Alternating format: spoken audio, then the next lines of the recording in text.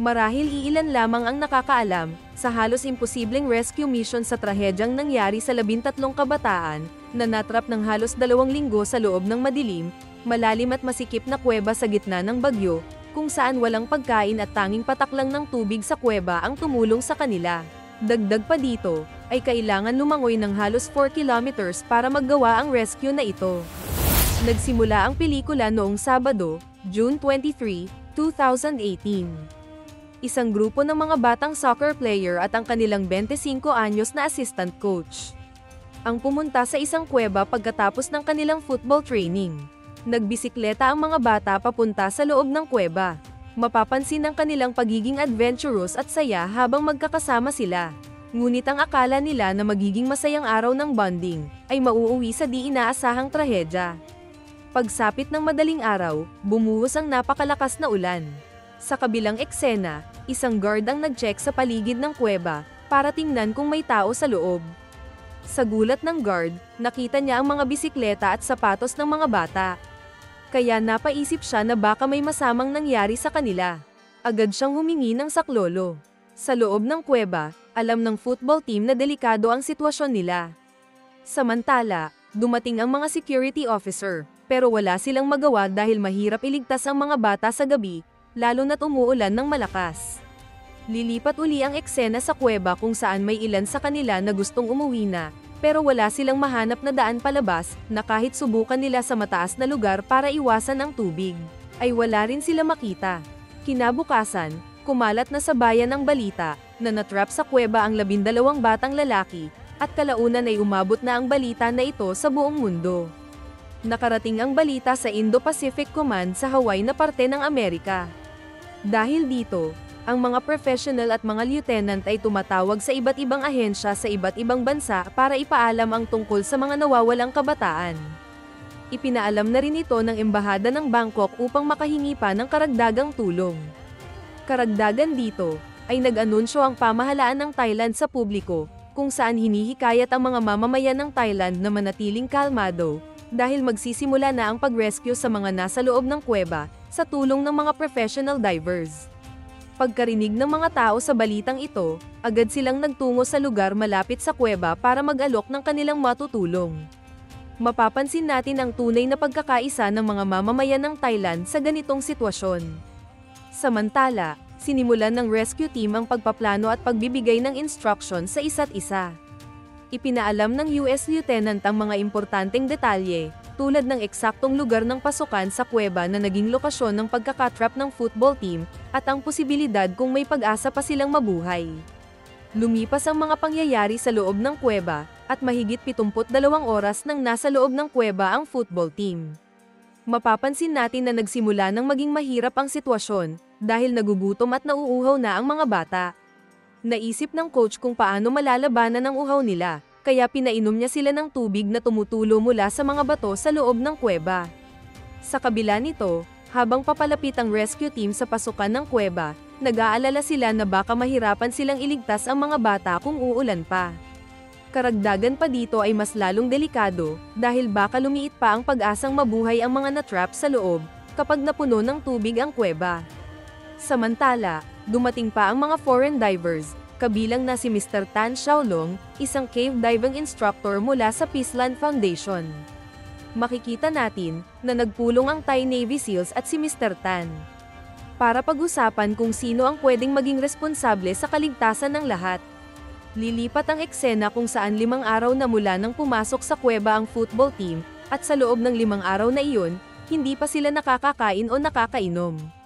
Gayunpaman, nagkukwentuhan at nagbibiruan na lang ang mga bata, para labanan ang takot at hirap na nararamdaman nila. Ito lang ang kaya nilang gawin habang naghihintay ng tulong. Samantala, may isang lalaking nagngangalang Puya, na nag-alok ng tulong sa pamamagitan ng pagbibigay ng mas maraming water pump upang matanggal ang mga tubig na pumapasok sa loob ng kuweba. Ayon kay Puya, ay malaking tulong ito upang hindi mapuno ng mabilis ang kuweba at mas madali ma-rescue ang mga natrap na kabataan. Sa kabila ng suggestion ni Puya, ay kailangan muna niyang kumuha ng permit para makasama sa mission. Nakipagkita si Professor Adesorn kay Puya at ibinigay ang kanyang badge, habang si Adesorn naman ay nakipag-ugnayan sa mga mas nakakataas na opisyal. Ipinakita ni Puya kay Professor Adesor ng kanyang plano, kung saan pwedeng ilagay ang mga pump at pinaliwanag niya kung paano ito magagamit ng husto para mas mabilis matanggal ang tubig sa kuweba kung sakaling umulan pa. Samantala, lilipat ang eksena sa mga reporter mula sa iba't ibang bansa na nagbibigay ng updates tungkol sa nangyayari.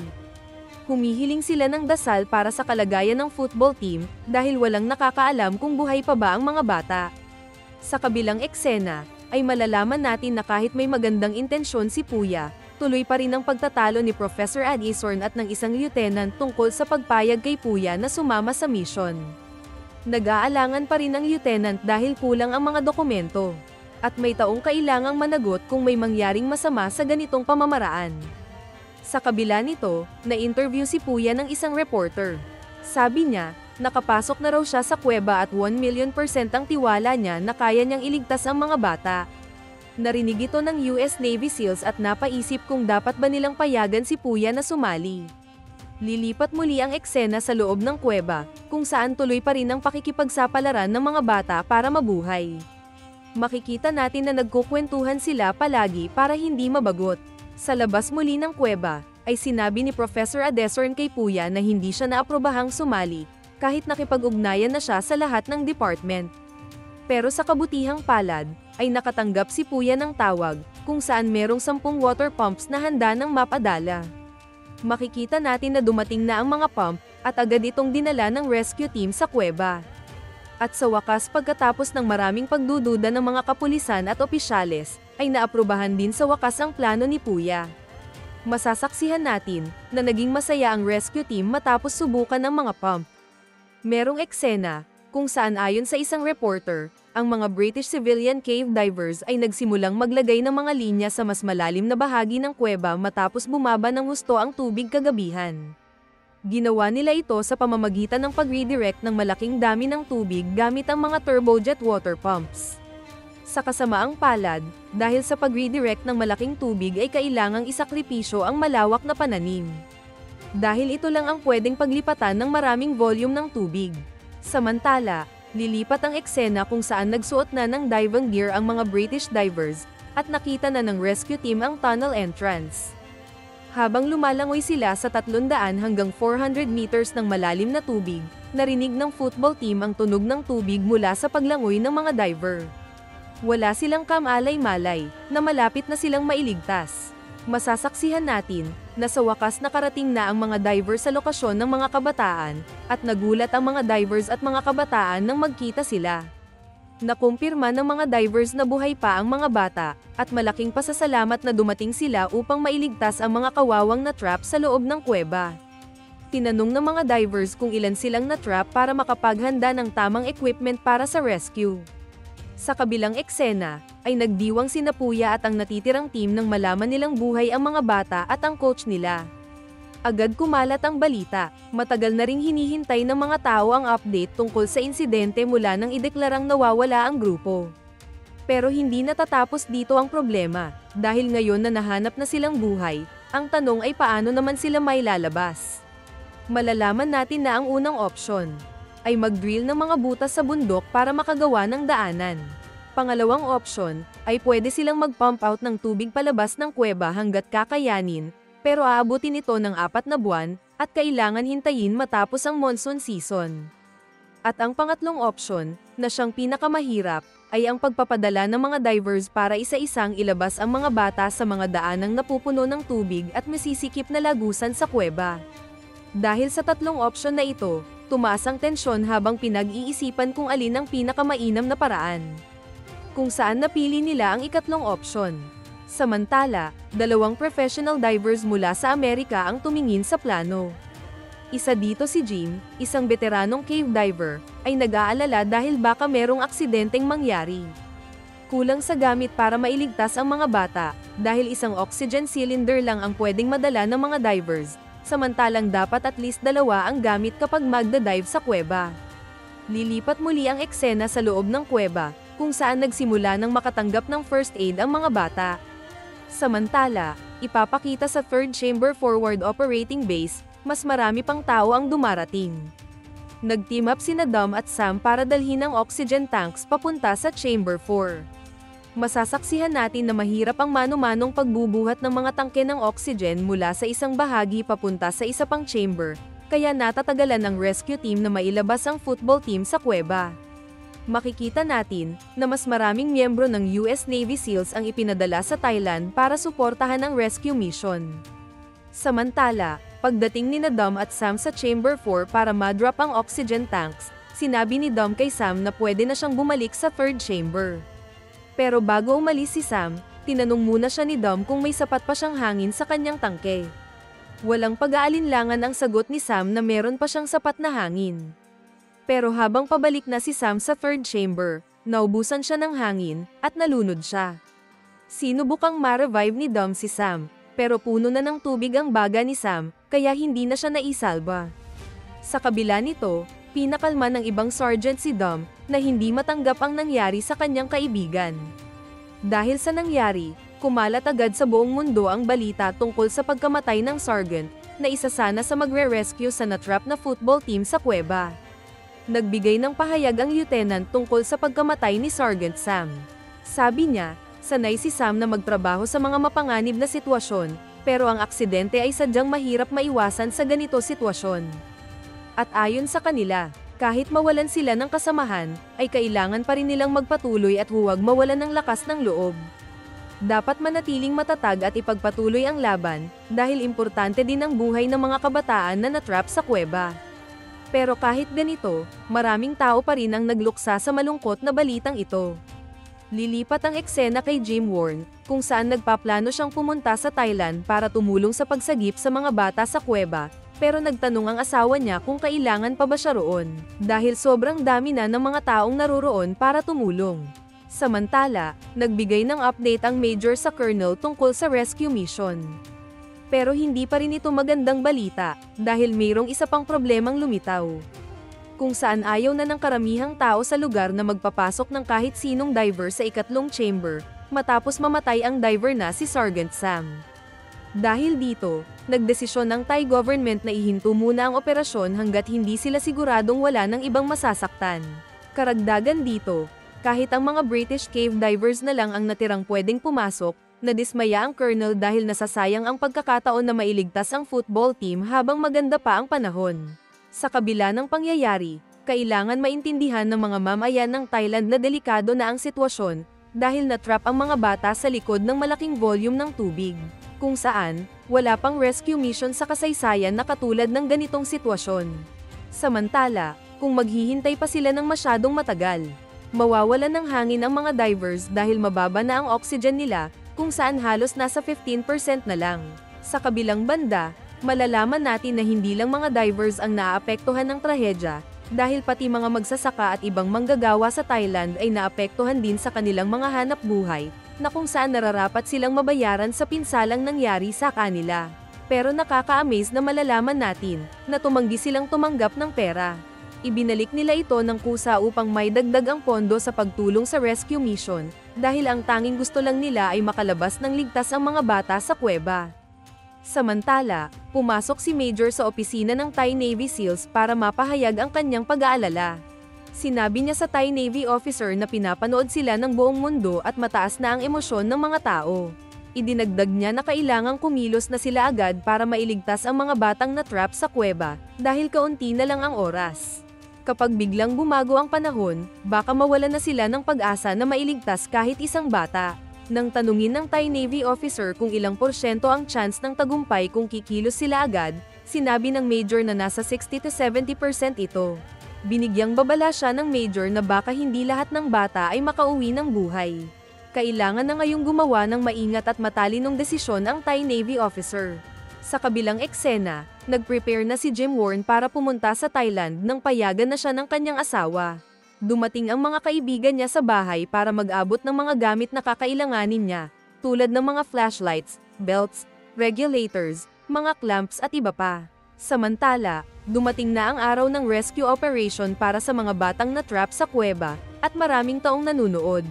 Pero bawal pumasok ang mga reporters sa loob ng kuweba, dahil mataas pa ang tubig at halos wala pa ring makita. Nagtrabaho ng magkakasama ang Thai military, British, at American divers para mailigtas ang 12 na bata at ang kanilang coach. Masasaksihan natin na nagsisiksikan ng mga tao sa pagdating ng governor. Makikita ang kabutihan at pagkakaisa ng mga mamamayan ng Thailand sa kanilang malasakit sa mga rescuers at iba pang mga tao sa lugar, at nagluluto pa sila ng pagkain para sa lahat. Sa kabilang eksena, sinabihan ng US Navy SEALs si Ben na may problema sa mga masks, dahil masyado raw malaki para sa mga bata, kaya kailangan ng positive pressure option. May nahanap na silang positive pressure face masks mula sa ibang bansa at kailangan itong makarating agad sa Thailand. Hiniling nila ang tulong ni Ben para may sakay ito kaagad sa Thai Airways flight. Habang paparating pa lang ang iba sa mga mask sa Thailand, nag-uumpisa na ring magayos ang rescue team para sa paglalangoy. Samantala, dumating na si Jim Warren sa Thailand at mainit siyang sinalubong at binigyan ng respeto ng mga kasama niya. Matapos nito ay masasaksihan natin na 13 divers ang pumasok sa kuweba. Mabilis na ipinaliwanag kay Jim ang final plan at ang kanyang responsibilidad, kung saan siya ang tutulong sa pagpapalit ng oxygen tanks at siguraduhing mahigpit ang pagkakasara ng mask sa mukha ng mga bata para hindi sila malunod, lalo na't bibigyan sila ng sedative na ketamine upang maging pampatulog sa mga bata. Dahil dito, nagtanong si Jim kung bakit kailangang patulugin ang mga bata. Pinaliwanag ng mga awtoridad na wala ng ibang choice dahil walang experience ang mga kabataan sa cave diving. Ay possible na magpanik ang mga bata at maging dahilan ng malaking problema sa rescue mission. Lilipat ang eksena, kung saan si Jim Warren at Connor ay nasa third chamber na. Inutusan ng isang American diver ang kasama niya na siguraduhing kumpleto ang gamit ni Jim at Connor. Lumangoy sina Jim at Connor sa malalim na tubig papunta sa fifth chamber, at naghintay sila doon kung kailan kakailanganin ang kanilang tulong. Makikita natin na masaya ang mga reporters sa pag-anunsyo na 2 bata na ang matagumpay na nailabas mula sa kuweba. Dinala agad ang mga bata sa ospital na nasa paanan ng bundok. Tuloy-tuloy na ang rescue mission, at inaasahan ng mga tao na may iligtas din ang natitirang mga bata at ang kanilang coach. Dumating ang Prime Minister at nagbigay ng taus-pusong pasasalamat sa lahat ng tumulong sa operasyon. Kinabukasan, hiniling kay Jim na siya na ang magsedate sa isa sa mga bata dahil nagkasakit ang orihinal na taong naka-assign para gawin ito. Hindi nagdalawang isip si Jim at binigyan siya ng mabilis na briefing kung paano ito gawin ng maayos. Lumangoy si Jim at ang iba pang divers papunta sa fifth chamber, at doon sila naghintay ng mga susunod na batang ililigtas. Habang naghihintay, nagkwentuhan sila ng mga kasamahan niya tungkol sa mga rescue missions na naranasan na nila noon. Lumipas ang pangyayari, dumating si Chris, isa sa mga divers, sa fifth chamber kasama ang isang bata. Tumulong si Jim at ang kasama niya sa paglalagay ng mask at pagbibigay ng sedative sa bata. Masasaksihan natin na sunod-sunod ang pagdating ng mga bata sa station ni Jim. Samantala, hiniling na rin kay Jim na maging dagdag na diver para sa susunod na araw ng rescue. Kaunti na lang ang natitirang bata sa kuweba, at nakikita na ng mga tao ang pag-asa na malapit na itong matapos. Makikita natin na tumawag si Jim sa asawa niya at ikinwento ang araw kung kailan niya ililigtas ang coach. Sinabihan sila na mas mahirap iligtas ang coach dahil mas mabigat ito at umuulan na naman. Kinakabahan si Jim, pero alam niyang kailangang ituloy ang mission. Sumisid si Jim papunta sa 7th at 8th chambers. Dumating ang isa sa mga bata sa 8th chamber, at tinulungan siya ni Jim na ihanda para sa paglabas. Masasaksihan natin na walang naging problema hanggang sa makarating sila sa 5th chamber, pero sa kabila nito ay aksidenteng nagising ang bata at bigla itong nagpanik. Kasabay pa nito ay nawala ang bag ng sedative injections ni Jim, pero buti na lang ay nakahanap pa rin siya ng isang injection at naibigay ito sa bata. Pagkatapos ng ilang sandali, nakarating din sila sa 3rd chamber. Mula roon, dahan-dahan nilang inilipat ang bata hanggang sa makarating ito sa 1st chamber at tuluyan ng makalabas. Matapos ng mga pangyayari, ay naipasok agad sa ospital ang coach, na sa wakas ay nailigtas din nila. Pagkagising ng coach, ay unang-una niyang hinanap ang mga bata. Naging emosyonal ang coach sa pagkakaalam na ligtas silang lahat. Nagtapos ang pelikula sa masayang selebrasyon ng mga tao dahil sa tagumpay ng rescue mission. Ang dating akala ng rescue team na hindi nila may iligtas ang lahat ng bata ay napatunayang mali. Laban sa lahat ng pagsubok, ligtas na nailabas ang 13 na miyembro ng football team. Pinarangalan ang lahat ng divers, lalo na si Jim Warren, sa kanilang katapangan at sakripisyo. Sa loob ng mahigit 2 linggo, isang kwento ng kabayanihan at sakripisyo ang bumihag sa puso ng buong mundo, kung saan sa harap ng imposibleng pagsubok, ang tapang, pagtutulungan, at malasakit ang susi sa pagliligtas ng buhay.